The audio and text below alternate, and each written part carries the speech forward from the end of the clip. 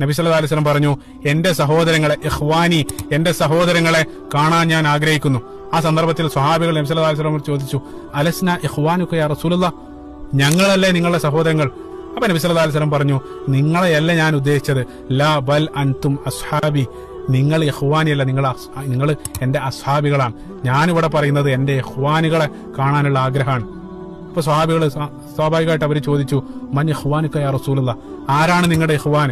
അപ്പൊ നബി സല്ലല്ലാഹു അലൈഹി വസല്ലം പറഞ്ഞു, എന്റെ ശേഷം വന്ന ആളുകൾ, അവരെന്നെ കണ്ടിട്ടില്ല, എന്റെ ശബ്ദം അവർ കേട്ടിട്ടില്ല, പക്ഷേ എന്നിട്ടും അവർ എന്നെ സ്നേഹിക്കുന്ന എന്റെ ഉമ്മത്തിൽ എനിക്ക് ശേഷം വരുന്ന ആളുകളെയാണ് റസൂലുള്ളാഹി സ്വല്ലല്ലാഹു അലൈഹി വസല്ലം ഇഖ്വാൻ എന്ന് പറഞ്ഞത്. ആ സന്ദർഭത്തിൽ സ്വഹാബികൾ ചോദിച്ചു, പ്രവാചകരെ, നിങ്ങൾ ഒരിക്കൽ പോലും കാണാത്ത ആളുകളെ എങ്ങനെയാണ് നിങ്ങൾ തിരിച്ചറിയുക? അന്നത്തെ ദിവസം നബി സല്ലല്ലാഹു അലൈഹി വസല്ലം പറഞ്ഞു, പ്രത്യേകം ശ്രദ്ധിക്കുക, നബി സല്ലല്ലാഹു അലൈഹി വസല്ലം പറഞ്ഞു, ആസാരിൽ വുളൂഇന്റെ ആ അടയാളം വെച്ചിട്ട് അന്നത്തെ ദിവസം ഞാൻ അവരെ തിരിച്ചറിയുന്നു. സുബ്ഹാനല്ലാഹ്, നിങ്ങൾ ചിന്തിച്ചു നോക്കുക. ചെറിയ കാര്യമല്ല.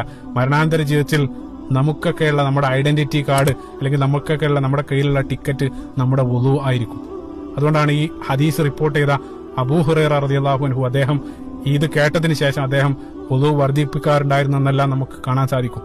അപ്പൊ നമ്മൾ വുളൂ ചെയ്ത ആ അവയവങ്ങളെല്ലാം മരണാന്തര ജീവിതത്തിൽ നമ്മൾ വരുന്ന സന്ദർഭത്തിൽ അതെല്ലാം വെട്ടിത്തിളങ്ങും, പ്രകാശപൂരിതമായിരിക്കും.